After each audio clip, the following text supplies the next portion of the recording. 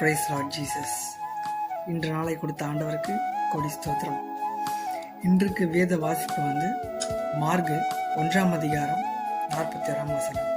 இயேசு மனதுருகி கையை நீட்டி அவனை தொட்டு, எனக்கு சித்தமுண்டு, சுத்தமாகு என்றார்.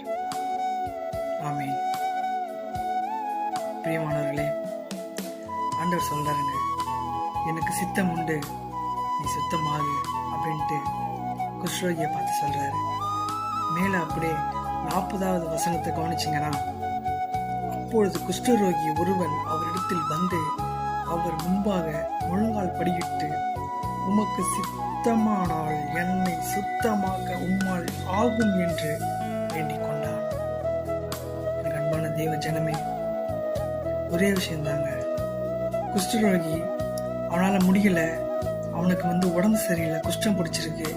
அவன் முழங்கால் படிக்கிட்டு ஆண்டவர்கிட்ட கேட்குறாங்க, உமக்கு சித்தமான என்னை நீங்கள் சுத்தமாக்குங்க, என்னை பலப்படுத்துங்கன்னு சொல்லிட்டு குஷ்டரோகி கேட்குறான். பாருங்க, ஒரு முழங்காலில் எவ்வளோ வல்லமை இருக்குது தெரியுங்களா? நீங்கள் முழங்கால் படிட்டு ஜெபம் பண்ணீங்கன்னா ஆண்டவர் பெரிய காரியங்களை செய்கிறார். நீங்கள் நினைச்சு பார்க்காத அளவுக்கு அவர் பயங்கரமான பெரிய காரியங்களை செய்ய வல்லவராக இருக்கிறார். முழங்காலில் அவ்வளோ வல்லமை இருக்குதுங்க.